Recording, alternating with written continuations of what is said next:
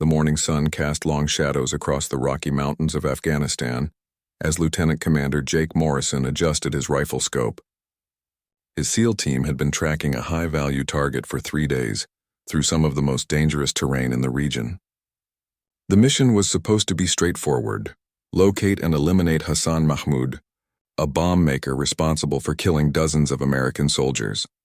But nothing in this godforsaken country was ever straightforward.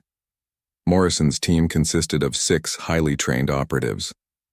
There was Rodriguez, the team's demolitions expert who could turn anything into a weapon. Thompson handled communications and could hack into enemy networks faster than most people could send a text message. Williams was their medic, capable of performing surgery in a foxhole if needed.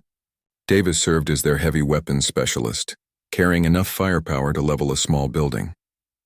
Finally, there was Carter, their youngest member but arguably the best marksman any of them had ever seen. They had been moving through the mountains since before dawn, following intelligence that placed their target in a small village nestled between 2 peaks. The village appeared peaceful from their vantage point 2 miles away, but Morrison knew appearances meant nothing here. Every window could hide a sniper. Every doorway could conceal an ambush. "Alpha Team, this is Control," crackled through Morrison's earpiece. "Satellite imagery shows unusual movement around the target location. We're detecting at least 30 armed individuals in the area." Morrison frowned. Their intelligence had suggested maybe 10 hostiles at most. 30 was a small army, especially for a bomb maker who was supposed to be lying low. Something didn't feel right about this entire operation. "Control, Alpha Team Leader here," Morrison whispered into his radio. "Can you confirm those numbers?" 30 seems high for our target's usual security detail. "Confirmed, Alpha. We're seeing vehicles arriving throughout the night. This looks bigger than anticipated." Rodriguez crawled up beside Morrison, his face grim. "Boss, I've been watching the village through my scope. Those aren't just random fighters down there. They're moving with military precision. These guys have training." Morrison studied the village again through his binoculars. Rodriguez was right. The men moving between buildings weren't the usual ragtag militia they typically encountered. They moved in coordinated patterns, maintained proper spacing, and had established what appeared to be professional defensive positions.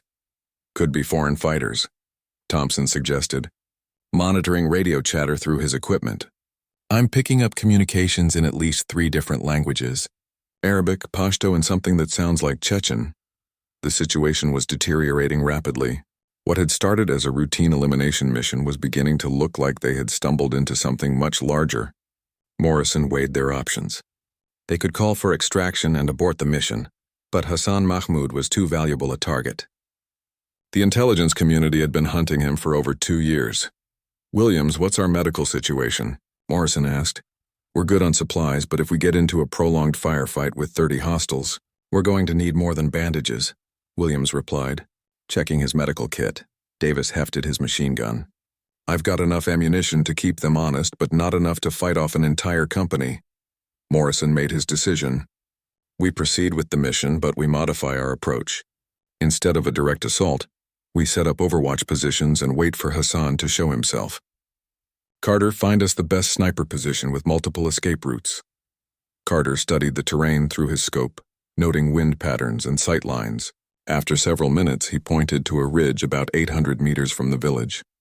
"That position gives us clear fields of fire and 3 different exit routes. Rock formation provides good cover." As they began moving toward Carter's selected position, Morrison couldn't shake the feeling that they were walking into something bigger than they understood. The increased security around Hassan suggested he wasn't just hiding. He was planning something significant. The team moved carefully through the rocky terrain, using natural cover to avoid detection. Every few hundred meters, they would stop and scan for threats. The mountains were eerily quiet, with even the usual sounds of wildlife absent.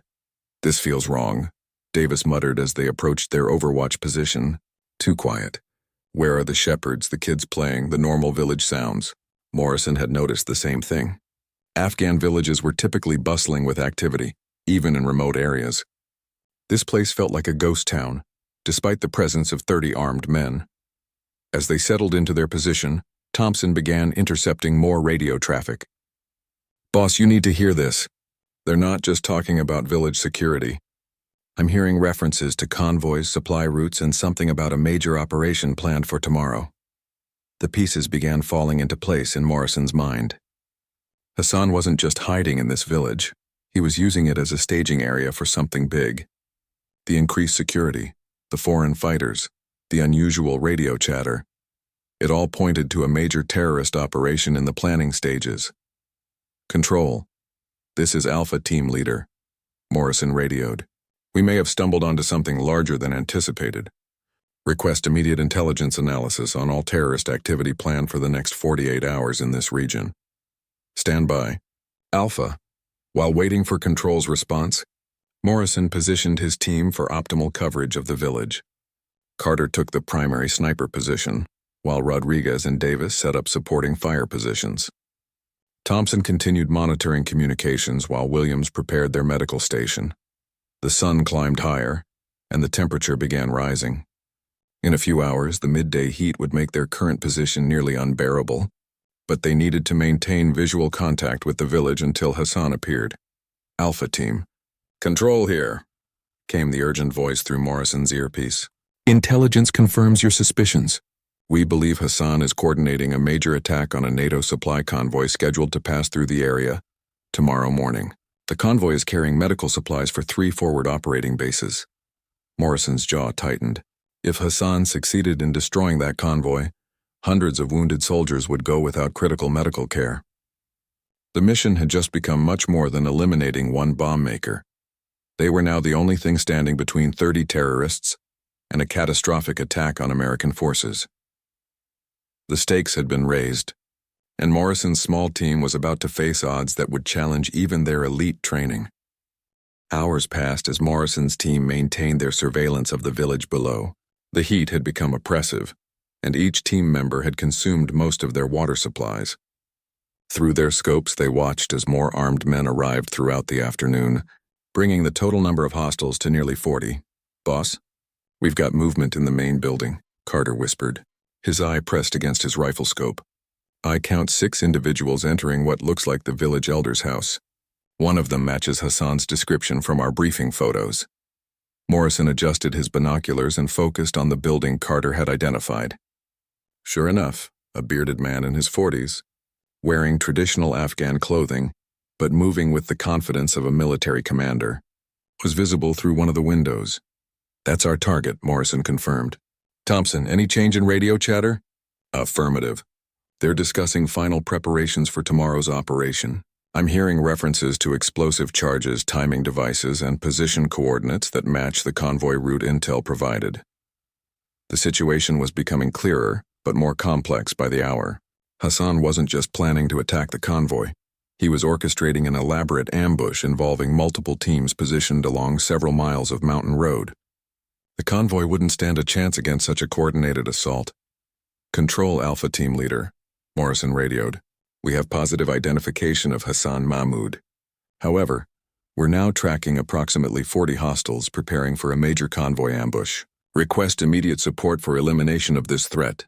Static filled Morrison's earpiece for several long seconds before Control responded. Alpha Team, negative on immediate support. Nearest available assets are 6 hours out. Weather conditions are preventing air support. You are authorized to proceed with elimination of Hassan, but advise that engagement with 40 hostiles exceeds recommended force ratios. Morrison cursed silently. 6 hours was too long. The convoy would be moving through the kill zone by then.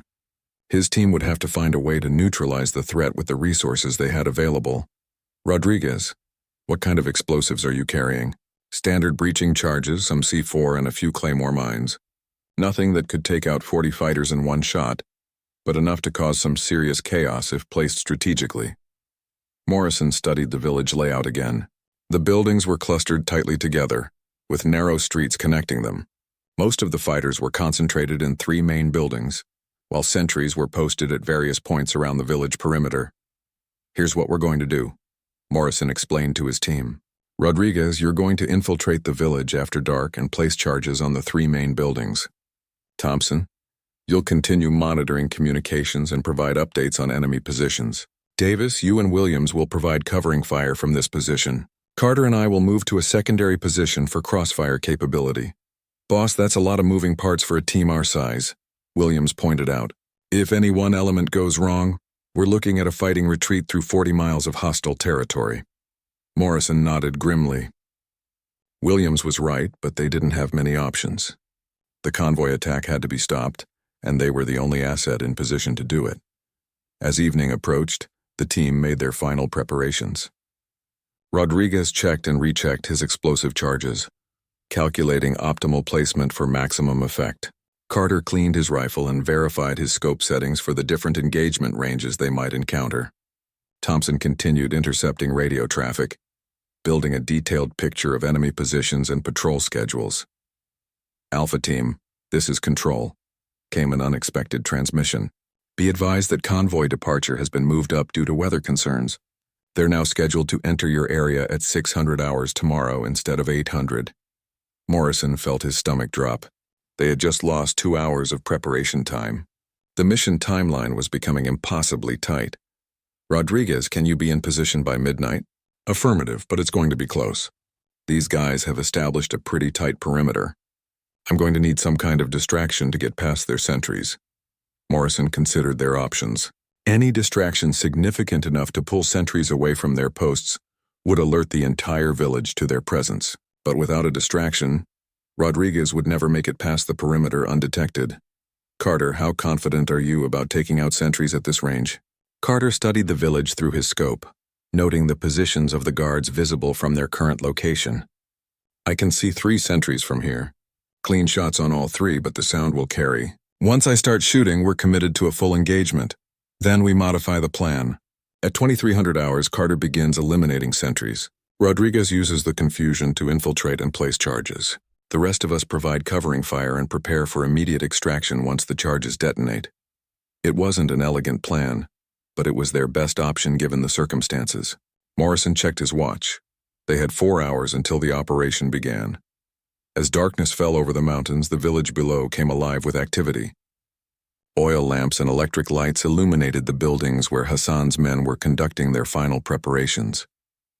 Through their night vision equipment, Morrison's team could see weapons being cleaned, explosives being assembled, and maps being studied. They're definitely planning something big, Thompson reported. I'm hearing references to multiple attack points, backup escape routes, and contingency plans. This isn't some amateur operation. Morrison had reached the same conclusion. Hassan had assembled a professional force with military-grade equipment and training. Taking them on with a 6-man team was borderline suicidal, but the alternative was allowing them to massacre an entire convoy of American soldiers and medics. Rodriguez, you ready? As ready as I'll ever be, boss. I've identified entry points and mapped out the patrol routes. I should be able to plant charges on all 3 buildings and be back here within 2 hours. Carter, I've got clear shots on 5 sentries now. Once I start shooting, I can probably take out 7 or 8 before they figure out where the shots are coming from. Morrison looked at each member of his team. These men had been through dozens of dangerous missions together, but nothing quite like this. They were about to engage a force 6 times their size in an effort to prevent an even larger catastrophe. Remember, gentlemen, Morrison said quietly, we're not just eliminating Hassan anymore. We're preventing the massacre of American soldiers who are counting on that medical convoy to reach them alive. Every round we fire tonight saves lives tomorrow. The team made their final equipment checks as 2300 hours approached. In a few minutes, they would either save dozens of American lives or die trying. Morrison had never been more proud of his team, and never more uncertain about their chances of survival. At exactly 2300 hours, Carter's rifle whispered through the darkness. The first sentry dropped silently, his body crumpling behind a stone wall. Carter worked his bolt action smoothly, acquiring his second target. Another whispered shot, another sentry eliminated.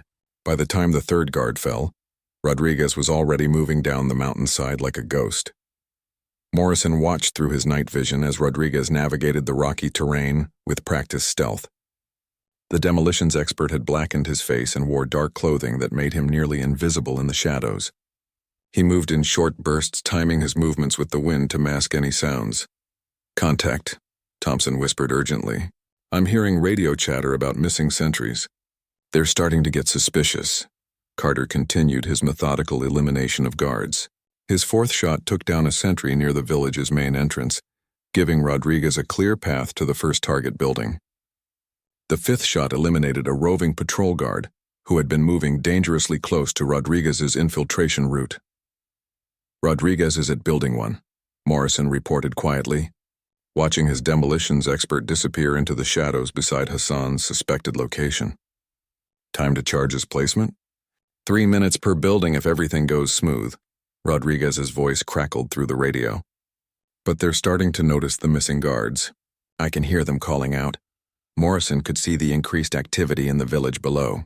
Men were emerging from buildings, pointing in different directions, trying to understand why their sentries weren't responding to radio calls. It wouldn't be long before they organized a systematic search. "Carter, how many more sentries can you see?" "2 more visible from this position, but they're moving now." They know something's wrong. Carter's 6th shot rang out, followed immediately by shouts from the village. The element of surprise was gone. Now it was a race against time. "Rodriguez, what's your status?" "Charges set in Building 1. Moving to Building 2. But boss, I've got movement all around me." "They're starting to search systematically." Morrison made a quick decision. "Davis, Williams, begin suppressive fire on the village perimeter. Keep their heads down and buy Rodriguez more time." Davis opened up with his machine gun, sending controlled bursts into the village. Williams added his rifle fire, targeting muzzle flashes as Hassan's men began returning fire. The night erupted in a deadly symphony of gunfire and shouting. "Building 2 complete," Rodriguez reported. "Moving to Building 3, but I'm taking fire." "They've spotted me!" Morrison could see tracer rounds flying in Rodriguez's direction as the demolitions expert sprinted between buildings. Several of Hassan's men were pursuing him, forcing Rodriguez to take cover behind a stone wall. "Carter, can you see Rodriguez's position?" "Affirmative. I've got 3 hostiles closing on his location." Carter's rifle spoke 3 times in rapid succession. All 3 pursuers dropped, giving Rodriguez the breathing room he needed to reach the final building. "This is taking too long," Morrison muttered, watching the increasing number of muzzle flashes from the village. Hassan's men were organizing a defense and beginning to direct accurate fire toward the team's position. Bullets began striking the rocks around their position. Davis shifted his machine gun to target a group of fighters who had established a firing position near the village center. His sustained burst forced them to take cover, but Morrison could see more men taking positions throughout the village. "Building 3 complete," Rodriguez called out. "All charges set and armed. I need extraction." "Negative on extraction," Morrison replied. "Too much fire between your position and ours. Find cover and prepare for detonation." Rodriguez disappeared into the shadows between 2 buildings as Morrison prepared to trigger the explosive charges. The entire mission now depended on the next few seconds. "All stations prepare for detonation in 5 seconds, Morrison announced. Morrison pressed the detonator. The night exploded in brilliant flashes as 3 buildings erupted simultaneously. The concussion from the blasts echoed off the mountain walls like thunder. Debris rained down across the village as secondary explosions from stored weapons and ammunition added to the chaos. Rodriguez report. Static filled the radio for several terrifying seconds before Rodriguez's voice came through, weak but alive. "I'm okay, boss. Shaken up but mobile." The main building took a direct hit. If Hassan was inside, he's not anymore. Morrison felt a moment of relief, but it was short-lived. Even with 3 buildings destroyed, there were still dozens of armed fighters in the village, and they were now extremely angry. "Movement on the north side," Carter reported. "Large group attempting to flank our position." Morrison could see them too, at least 15 fighters moving through the rocks, trying to work their way around to attack the team from behind. Their position was about to become untenable. Davis, shift fire to the north slope. Carter, continue engaging targets of opportunity. Thompson, any word from control on support? "Negative, boss. Weather is still preventing air support, and ground units are still 4 hours out." The situation was deteriorating rapidly. Morrison's team had succeeded in destroying Hassan's base of operations and likely eliminating the terrorist leader himself. But they were now trapped on a mountainside with dozens of hostile fighters closing in from multiple directions. "Williams, assess our ammunition situation. We've got maybe 20 minutes of sustained fire at current rate. After that, we're looking at rationed shooting." Morrison studied their position and the terrain around them. They had 3 possible escape routes, but all of them would require fighting through enemy positions. The team was in excellent shape and well trained in mountain warfare, but they were still vastly outnumbered. "Rodriguez, can you make it back to our position?" "Working on it, boss. I'm about 200 meters south of your location, but there's a lot of movement between us. I'm going to need covering fire to make the final approach." Morrison coordinated with his team to provide Rodriguez with the suppressive fire he needed. Carter picked off several fighters who were attempting to intercept the demolitions expert, while Davis laid down a wall of machine gun fire that forced the enemy to take cover. Rodriguez sprinted across the open ground in short bursts, diving behind rocks whenever enemy fire got too close. After several terrifying minutes, he reached the team's position, breathing hard but uninjured. "Hassan?" Morrison asked. "Building took a direct hit from my largest charge. Nobody could have survived that blast. But boss, before the building went up, I saw movement inside. There were definitely people in there." Morrison nodded grimly. Mission accomplished, but now they had to survive long enough to report their success. The real challenge was just beginning. The firefight intensified as Hassan's surviving fighters coordinated their assault on Morrison's position. Bullets ricocheted off the rocks around them with increasing frequency, and Morrison could hear the distinctive whistle of rocket-propelled grenades being fired in their direction. "RPG incoming," Williams shouted, diving for cover as an explosive warhead detonated 20 meters from their position, showering them with rock fragments. Morrison assessed their deteriorating situation. They had successfully eliminated Hassan and disrupted the convoy ambush, but they were now pinned down by overwhelming enemy fire. Their ammunition was running low, and the enemy was closing in from 3 sides. "Control, Alpha Team Leader," Morrison radioed desperately. "Mission accomplished. Hassan eliminated. Convoy threat neutralized. But we are heavily engaged and require immediate extraction. Current position is grid reference 41R PQ 12345 67890. Alpha Team, Control copies mission success. Unfortunately, extraction assets are still unavailable due to weather.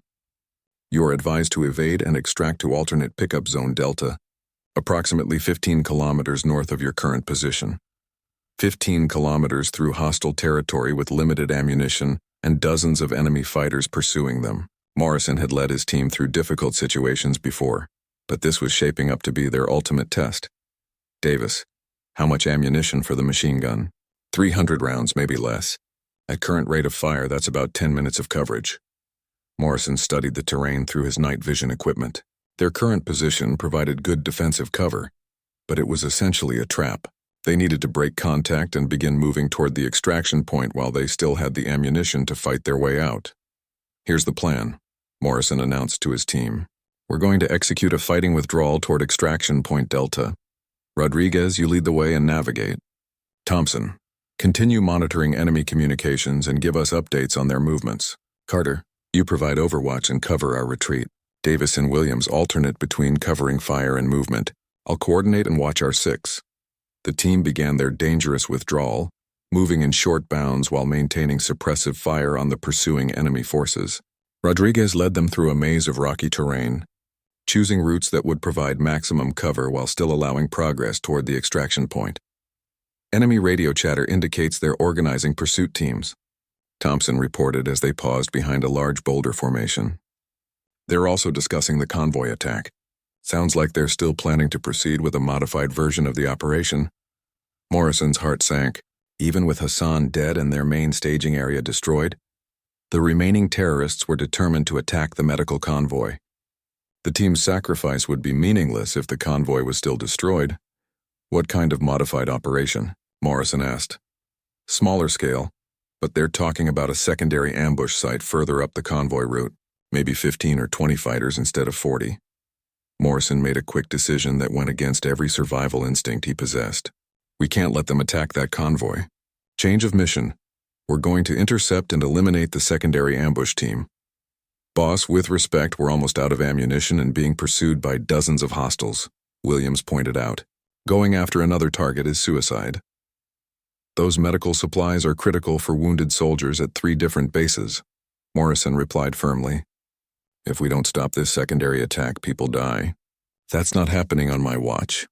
The team looked at their commander with a mixture of admiration and concern. They all understood the importance of the convoy, but they also understood their own tactical situation was nearly hopeless.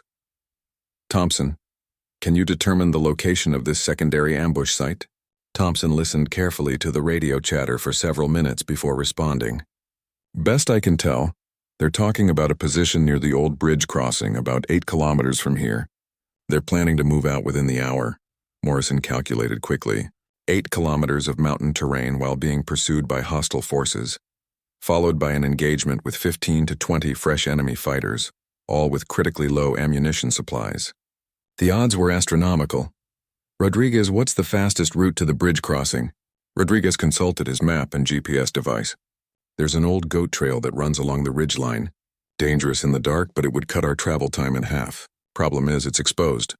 No cover if we take contact. Carter, can you see any enemy movement toward the bridge area? Carter scanned the distant terrain through his rifle scope, using thermal imaging to detect body heat signatures. Negative visual contact, but there are several heat signatures moving in that general direction. Could be the ambush team moving into position. Morrison weighed their options. Stay and fight the pursuing forces with dwindling ammunition. Attempt to reach the extraction point and hope the convoy could be warned in time. Or intercept the secondary ambush team and probably die in the process. Davis, how accurate is your machine gun at extended range? With a good firing position, I can engage targets effectively out to 800 meters. Why? Because we're going to set up an overwatch position on the ridge above the bridge crossing and eliminate the ambush team before they can engage the convoy. Morrison's plan was audacious in its simplicity.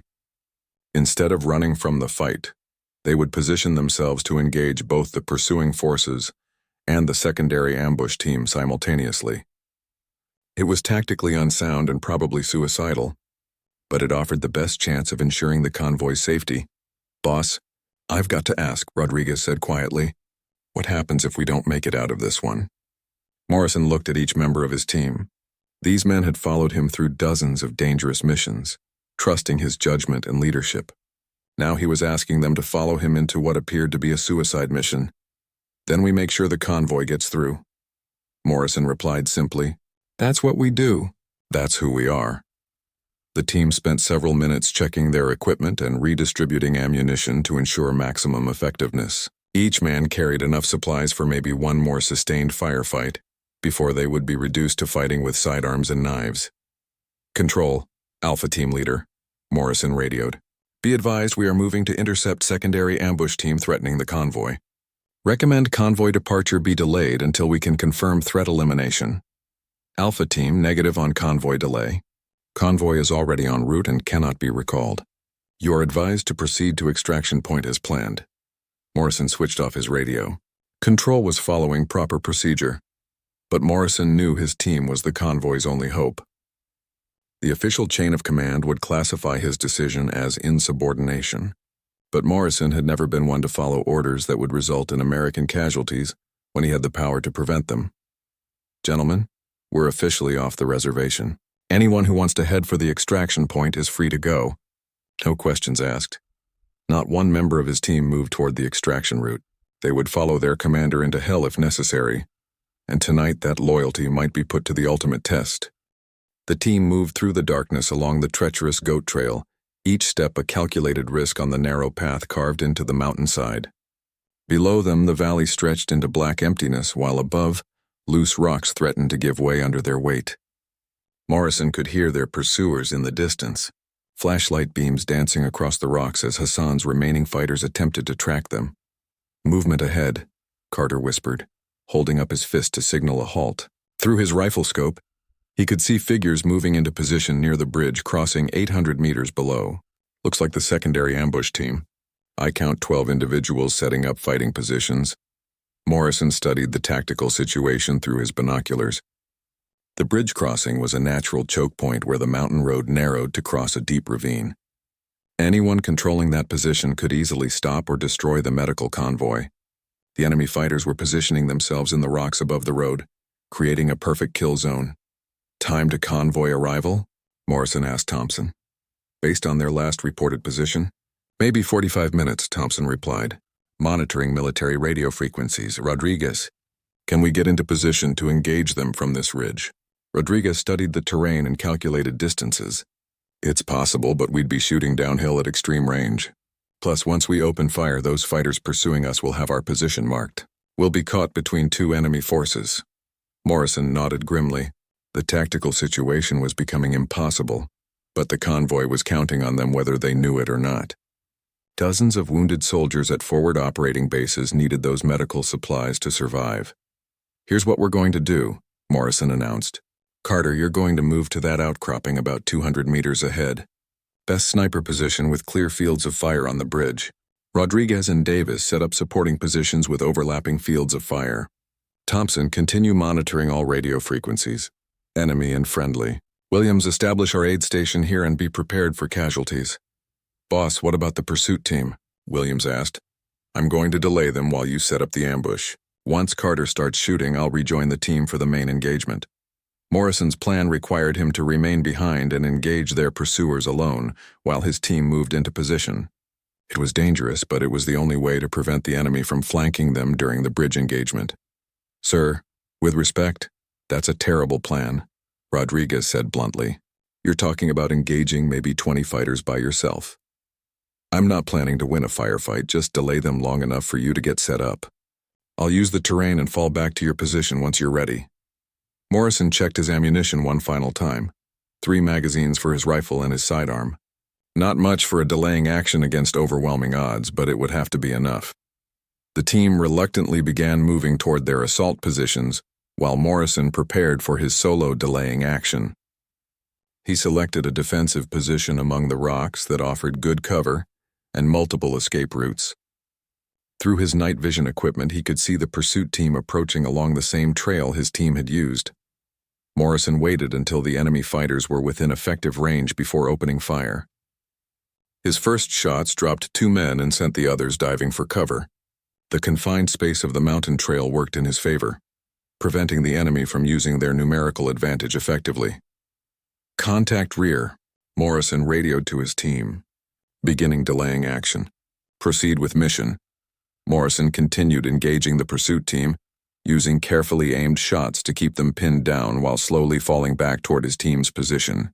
The enemy was being cautious, having learned to respect the accuracy of American marksmen, but Morrison knew they would eventually organize an assault that would overwhelm his single rifle. Alpha team leader. "We're in position," Carter's voice crackled through the radio. "I have eyes on the bridge ambush team. 12 confirmed hostiles in prepared positions. What's the convoy status?" Morrison asked, firing 3 quick shots at an enemy fighter who had tried to advance under cover. "Thompson says 15 minutes out," Carter replied. "Boss, you need to get down here. I can hear that firefight, and it sounds like you're outnumbered." Morrison was indeed outnumbered and running low on ammunition. The enemy had figured out his position and were beginning to maneuver around his flanks. In a few more minutes, they would overrun his position.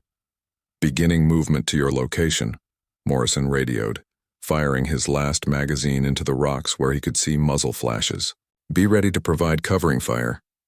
Morrison sprinted down the mountainside using every bit of cover available while bullets whined past his head. His team opened fire on the pursuit team, giving him the suppressive fire he needed to reach their position safely. "Ammunition status?" Morrison asked as he dove behind the rocks where his team had established their firing positions. "We're down to emergency reserves," Davis reported. "Maybe 3 minutes of sustained fire if we're lucky." Morrison studied the bridge through his binoculars. The convoy's headlights were now visible in the distance, winding their way up the mountain road toward the ambush site. In a few minutes, the lead vehicles would enter the kill zone where Hassan's men were waiting. "Carter, can you engage the ambush team from here?" "Affirmative. Range is about 700 meters, slight downhill angle. I can see their positions clearly through my scope." "Thompson, any word from the convoy?" "Can we warn them?" "Negative. They're maintaining radio silence as per standard operating procedure. They have no idea what's waiting for them." Morrison made his final tactical decision. With almost no ammunition remaining and enemy fighters closing in from behind, his team would make their last stand here on the ridge above the bridge. They would engage both enemy forces simultaneously and hope to eliminate enough of the ambush team to allow the convoy to fight through. "Gentlemen, this is it," Morrison announced. "Carter, begin engaging the ambush team. Everyone else, prepare for final defensive positions. We hold this ridge until the convoy is clear." Carter settled behind his rifle and began the deadly work that would save American lives. His first shot eliminated the enemy team leader, sending the remaining fighters scrambling for better cover. His second shot took out their machine gunner, reducing their firepower significantly.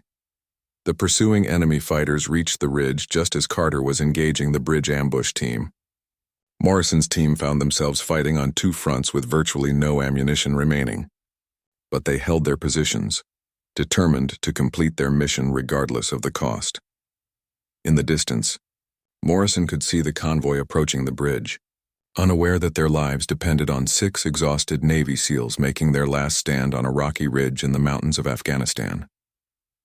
The firefight reached its crescendo as Morrison's team engaged enemies on two fronts with dwindling ammunition. Carter continued his methodical elimination of the bridge ambush team, his rifle speaking with deadly precision despite the chaos around him. Each shot had to count, there were no rounds to waste. Convoy entering the danger zone, Thompson reported, watching the headlights wind closer to the bridge crossing. 2 minutes until they reached the kill zone. Morrison could see the remaining ambush team fighters repositioning themselves as Carter's sniper fire disrupted their planned attack. But there were still enough of them to devastate the convoy if they weren't completely eliminated. Davis, last belt of ammunition, Davis called out, loading his final ammunition belt into the machine gun. After this, I'm down to my sidearm. The pursuing enemy fighters had reached the ridge and were attempting to assault Morrison's position with overwhelming numbers. Rodriguez threw his last grenade, the explosion temporarily breaking up their advance, but within minutes they would overrun the small SEAL team. Williams casualties? Morrison shouted over the gunfire. Rodriguez took shrapnel in the leg. Davis has a bullet graze on his arm. Nothing that stops them from fighting, but they're bleeding. Morrison fired his last rifle rounds at the advancing enemy, then drew his sidearm. Around him, his team was doing the same as their primary weapons ran dry. They had maybe 30 pistol rounds between them, hardly enough to stop the assault closing in from behind, but Carter never stopped shooting. His rifle continued its deadly work, eliminating one ambush team member after another. With each shot, he was saving lives in the convoy below, even as his own team faced annihilation. Last magazine, Carter announced calmly, reloading his sniper rifle. I count 4 hostiles remaining at the bridge. Convoy is at the bridge approach, Thompson reported urgently. 30 seconds until they're in the kill zone. Morrison made a desperate decision. Everyone shift fire to the bridge ambush team. Ignore the pursuit team. The convoy takes priority. It was a calculated sacrifice. By turning their backs on the pursuing fighters to engage the bridge team, Morrison was essentially guaranteeing that his team would be overrun. But if they could eliminate the last few ambush team members, the convoy might survive. The team turned their remaining weapons toward the bridge, adding their pistol fire to Carter's precision shooting. The combined fire eliminated 2 more of the ambush team members, leaving only 2 fighters in position to attack the convoy. Behind them, Morrison could hear the pursuit team charging up the slope. In seconds, they would reach the ridge and overrun the SEAL position. Morrison prepared for hand-to-hand combat, knowing that his team had given everything they had to protect American lives. Suddenly, the night exploded with new gunfire from an unexpected direction. Morrison spun around to see muzzle flashes coming from a ridge 800 meters away. Someone was engaging the pursuit team from a completely different position. Unknown sniper, this is Alpha Team Leader, Morrison radioed desperately. Identify yourself. Alpha Team, this is Ghost 6, came a calm, professional voice through Morrison's earpiece. Navy SEAL Sniper Team, we've been tracking your situation and moving to assist. Continue your mission. We have the pursuit team. Morrison had never heard of Ghost 6, and he had no idea how another SEAL team had appeared in their area of operations.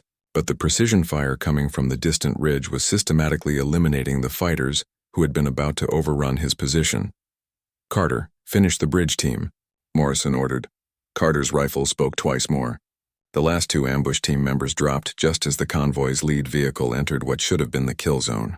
Instead of devastating ambush fire, the convoy driver saw only empty rock formations and the bodies of eliminated enemy fighters. Convoy is clear, Thompson reported with relief. They're through the danger zone and continuing toward their destination. The pursuing enemy fighters were in full retreat, as Ghost 6's sniper fire continued to pick them off from their elevated position.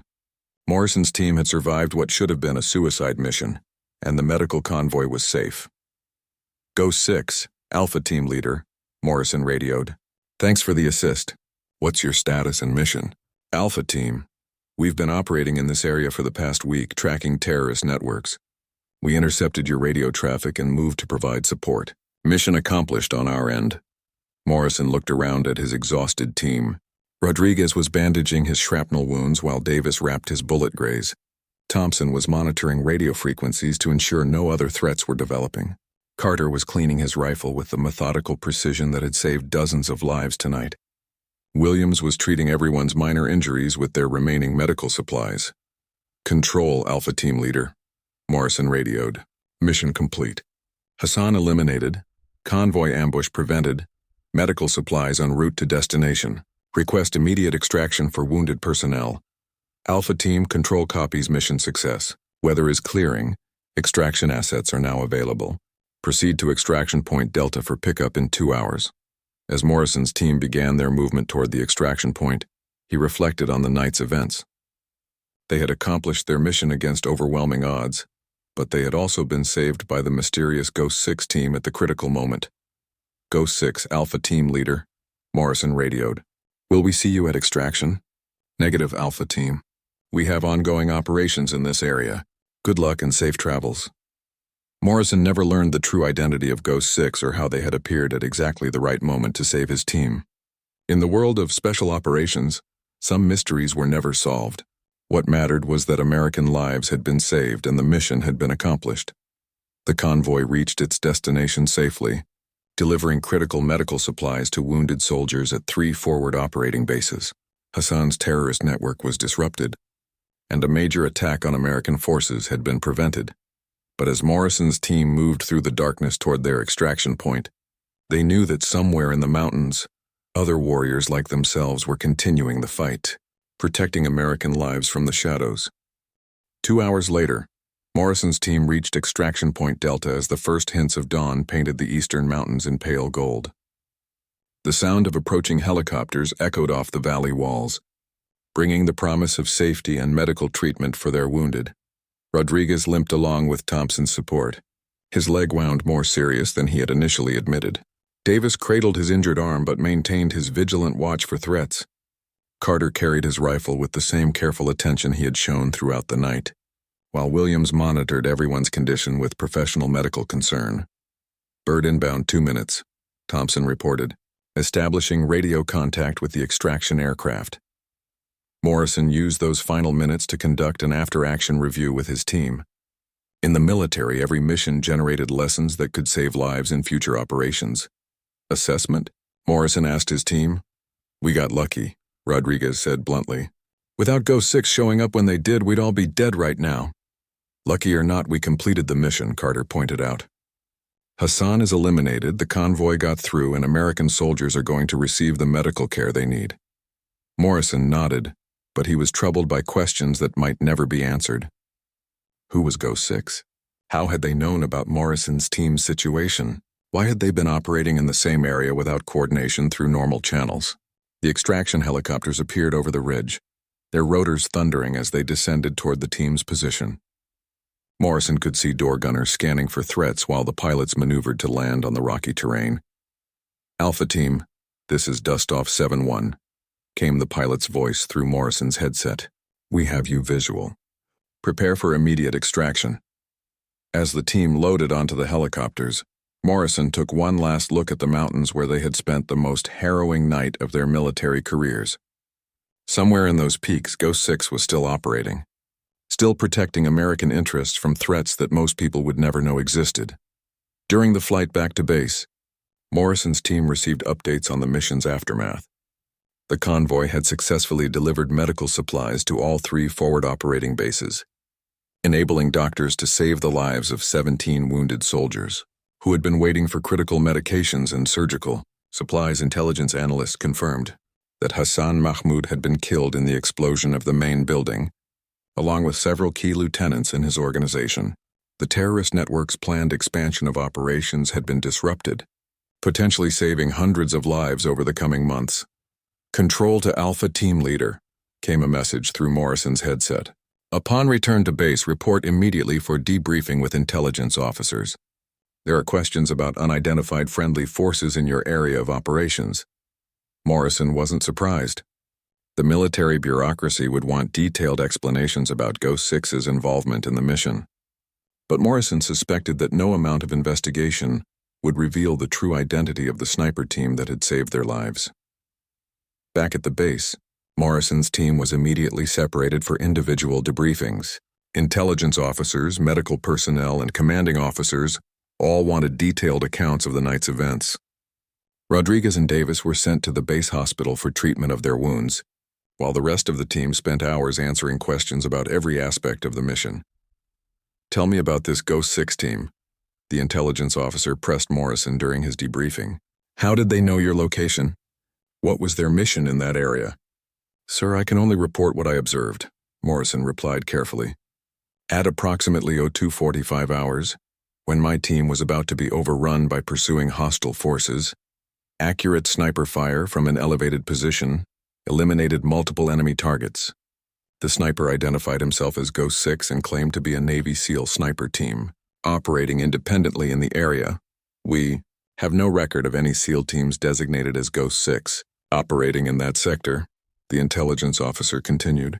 "Are you certain of the identification?" Morrison was certain of what he had heard, but he was also beginning to understand that Ghost Six operated outside normal military channels.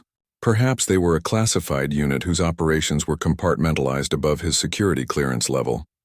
3 days later, Morrison's team was reunited in the base medical facility, where Rodriguez and Davis were recovering from their wounds. Both men would make full recoveries and return to duty within weeks. "Any word on Ghost Six?" Rodriguez asked Morrison during their reunion. "Officially, they don't exist," Morrison replied. "Intelligence has no record of their operations, and our debriefings have been classified at levels above our clearance." Carter, who had been quietly cleaning his rifle, looked up. "Maybe that's the point. Maybe there are people out there doing jobs that are so classified that even we don't get to know about them." Morrison had reached the same conclusion. In the world of special operations, there were layers of secrecy that protected the most sensitive missions. Ghost Six was probably one of those units that operated in the shadows, appearing only when American lives were at stake. A week later, Morrison received official notification that his team was being awarded the Navy Cross for extraordinary heroism in combat. The citation praised their successful elimination of a high-value target and prevention of a major terrorist attack, but made no mention of Ghost Six or the circumstances of their rescue. Years later, Morrison would occasionally wonder about the identity of Ghost Six. He would scan military publications and veteran websites, looking for any mention of the sniper team that had saved his life and the lives of his teammates, but he never found any trace of them. What Morrison did find, however, were occasional reports of successful special operations missions, where unidentified friendly forces had provided critical support at crucial moments. A Marine reconnaissance team saved from ambush by accurate sniper fire from an unknown position. An Army Special Forces unit that received unexpected artillery support during a desperate firefight. A CIA operation team that escaped hostile territory with help from unidentified American personnel. Morrison began to suspect that Ghost Six was part of a larger network of shadow warriors who operated without recognition or acknowledgement, appearing only when American lives hung in the balance. They were the whispered legends of the special operations community, the guardians who watched over those who put themselves in harm's way for their country. The convoy that Morrison's team had saved that night continued its mission, delivering medical supplies throughout Afghanistan and saving countless lives. The wounded soldiers who received treatment because of those supplies never knew how close they had come to losing their lifeline, or how 6 Navy SEALs had fought against impossible odds to protect them. But somewhere in the mountains of Afghanistan, and in other dangerous places around the world, the shadow warriors continued their watch. When American forces found themselves outnumbered and outgunned, when missions seemed impossible and survival unlikely, sometimes help would whisper back from the shadows, professional, deadly, and anonymous. Morrison never learned the true identity of Ghost Six, but he never forgot the lesson of that night in the Afghan mountains. In the brotherhood of warriors who serve in the darkest places on earth, no one fights alone. Someone is always watching, always ready to step out of the shadows when their brothers need them most.